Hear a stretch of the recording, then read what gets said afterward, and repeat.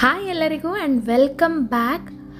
ಉದ್ದಿನ ಬೇಳೆ ನೆನೆಸೋ ಕೆಲಸ ಇಲ್ಲ, ರುಬ್ಬೋ ಕೆಲಸ ಅಂತೂ ಇಲ್ಲವೇ ಇಲ್ಲ.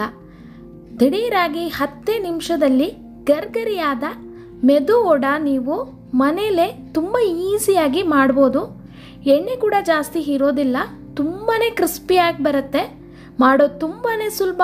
ಬನ್ನಿ ಹೇಗೆ ಮಾಡೋದು ಅಂತ ನೋಡೋಣ. ಮೊದಲಿಗೆ 3 ಕಪ್ ಆಗುವಷ್ಟು ಕಡಲೆಪುರಿನ ನಾನೊಂದು ಮಿಕ್ಸಿಂಗ್ ಬೌಲ್ಗೆ ಹಾಕ್ಕೊಳ್ತಾ ಇದ್ದೀನಿ. ನಾನಿಲ್ಲಿ ತೊಗೊಂಡಿರೋದು ಮೈಸೂರು ಪುರಿ, ನೀವು ಯಾವುದೇ ಪುರಿ ಬೇಕಿದ್ರೂ ತೊಗೊಳ್ಬೋದು. ನೀರು ಹಾಕಿ 5 ನಿಮಿಷಗಳ ಕಾಲ ಇದನ್ನು ನೆನೆ ಇಡಬೇಕು. ಅಂದರೆ ಇದು ಚೆನ್ನಾಗಿ ಹೀರ್ಕೊಳ್ಬೇಕು ನೀರೆಲ್ಲ. ಈ ರೀತಿಯಾಗಿ ನಾನು ಒಂದು 5 ನಿಮಿಷ ಇಡ್ತಾ ಇದ್ದೀನಿ.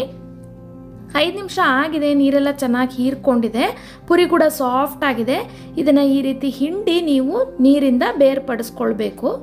ಇದಕ್ಕೆ 1 ಕಪ್ಪಷ್ಟು ಅಕ್ಕಿ ಹಿಟ್ಟು ಹಾಕ್ಕೊಂಡಿದ್ದೀನಿ, ರುಚಿಗೆ ತಕ್ಕಷ್ಟು ಉಪ್ಪು, ಕುಟ್ಟಿ ಪುಡಿ ಮಾಡಿರುವಂತಹ ಕಾಳುಮೆಣಸು, ಸ್ವಲ್ಪ ಜೀರಿಗೆ, ತುರಿದ ಶುಂಠಿ, ಹೆಚ್ಚಿರುವಂಥ ಕೊತ್ತಂಬರಿ ಸೊಪ್ಪು, ಕರಿಬೇವಿನ ಸೊಪ್ಪು, ಹಸಿಮೆಣಸಿನಕಾಯಿ ಹಾಗೂ ಸಣ್ಣಕ್ಕೆ ಹೆಚ್ಚಿರುವ ತೆಂಗಿನಕಾಯಿ ಇಷ್ಟನ್ನು ಹಾಕಿ, ತೆಂಗಿನಕಾಯಿ ಹಾಕೋದನ್ನು ಮಾತ್ರ ಮರಿಬೇಡಿ. ತೆಂಗಿನಕಾಯಿ ಫ್ರೈ ಆಗಬೇಕಾದ್ರೆ ಒಳ್ಳೆ ಟೇಸ್ಟ್ ಕೊಡುತ್ತೆ. ಇದನ್ನು ಚೆನ್ನಾಗಿ ನೀವು ಕೈಯಲ್ಲೇ ಮಿಕ್ಸ್ ಮಾಡ್ಕೊಳ್ಬೇಕು.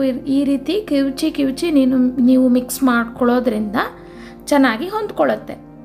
1 ಕಪ್ಪಷ್ಟು ಮೊಸರನ್ನ ಕೂಡ ನಾನಿಲ್ಲಿ ಸೇರಿಸ್ಕೊಳ್ತಾ ಇದ್ದೀನಿ. ಇನ್ನೊಂದು ವಿಷಯ, ನಾನಿಲ್ಲಿ ಮೈಸೂರು ಪುರಿ ತೊಗೊಂಡಿರೋದ್ರಿಂದ ಇದರಲ್ಲೇ ಆಲ್ರೆಡಿ ಸ್ವಲ್ಪ ಉಪ್ಪಿರುತ್ತೆ. ಸೊ ನಾನಿಲ್ಲಿ ಉಪ್ಪು ನೋಡಿಕೊಂಡು ಹಾಕ್ಕೊಂಡಿದ್ದೀನಿ. ನೀವು ಕೂಡ ಉಪ್ಪು ಹಾಕಬೇಕಾದ್ರೆ ನೋಡ್ಕೊಂಡು ಹಾಕ್ಕೊಳ್ಳಿ. ಚೆನ್ನಾಗಿ ಗಟ್ಟಿಯಾಗಿ ನೀವು ಇದನ್ನು ಮಿಕ್ಸ್ ಮಾಡ್ಕೊಳ್ಬೇಕು. ತೆಳು ಇರಬಾರ್ದು ಹಿಟ್ಟು. ನೋಡಿ, ಈ ರೀತಿಯಾಗಿ ಗಟ್ಟಿಯಾಗಿ ಇರಬೇಕು. ನೋಡಿ, ಒಂದು ಉಂಡೆ ಮಾಡಿದ್ರೆ ನಿಮ್ಗೆ ಉಂಡೆ ಮಾಡೋ ಅಷ್ಟು ಗಟ್ಟಿ ಇರಬೇಕು. ಇದನ್ನು ಈ ರೀತಿ ತಟ್ಟಿ ಮಿಡ್ಲಲ್ಲಿ ಒಂದು ಸಣ್ಣ ಹೋಲ್ ಮಾಡಿ ನೀವು ಎಣ್ಣೆಯಲ್ಲಿ ಇಮಿಡಿಯೇಟಾಗಿ ನೀವು ಕರಿಬೋದು.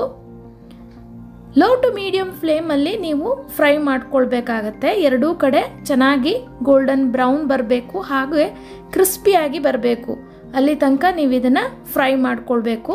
ಇನ್ನೂ ಯಾರೆಲ್ಲ ನನ್ನ ಚಾನೆಲ್ನ ಸಬ್ಸ್ಕ್ರೈಬ್ ಮಾಡದೆ ನೋಡ್ತಿದ್ರೆ ಸಬ್ಸ್ಕ್ರೈಬ್ ಮಾಡಿ, ಹಾಗೂ ಪಕ್ಕದಲ್ಲಿರುವ ಬೆಲ್ ಐಕನ್ ಪ್ರೆಸ್ ಮಾಡಿದ್ರೆ ನಾನು ಹಾಕೋ ವಿಡಿಯೋ ನೋಟಿಫಿಕೇಷನ್ ನಿಮಗೆ ಸಿಗುತ್ತೆ. ನೋಡಿ, ಈಗ ಚೆನ್ನಾಗಿ ಫ್ರೈ ಆಗಿದೆ, ಒಳ್ಳೆ ಕ್ರಿಸ್ಪಿಯಾಗಿ ಕೂಡ ಬಂದಿದೆ. ಎಣ್ಣೆ ಕೂಡ ಜಾಸ್ತಿ ಹೀರೋದಿಲ್ಲ, ತುಂಬಾ ಟೇಸ್ಟಿಯಾಗಿರುತ್ತೆ, ಗರ್ಗರಿಯಾಗಿರುತ್ತೆ, ಹಾಗೂ ತುಂಬ ಬೇಗನೆ ನೀವು ಇದನ್ನು ಮಾಡ್ಬೋದು. ಎಷ್ಟು ಬೇಗ ಇದನ್ನು ಮಾಡ್ಬೋದೋ ಅಷ್ಟು ಬೇಗ ಇದನ್ನು ಖಾಲಿ ಮಾಡಬೇಕು. ಯಾಕೆಂದರೆ ಇದು ತಣ್ಣಗಾದ್ಮೇಲೆ ಆ ಕ್ರಿಸ್ಪಿನೆಸ್ ಇರೋದಿಲ್ಲ.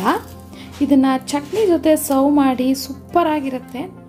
ನೀವು ಕೇಳಿದ್ರಲ್ಲ ಎಷ್ಟು ಕ್ರಿಸ್ಪಿಯಾಗಿದೆ ಅಂತ. ನೀವು ಕೂಡ ಇದನ್ನು ಟ್ರೈ ಮಾಡಿ. ಮುಂದಿನ ಇಂಟ್ರೆಸ್ಟಿಂಗ್ ರೆಸಿಪಿಯೊಂದಿಗೆ ನಾನು ನಿಮಗೆ ನೆಕ್ಸ್ಟ್ ವಿಡಿಯೋದಲ್ಲಿ ಸಿಗ್ತೀನಿ. Stay tune, stay connected. Thank you for watching.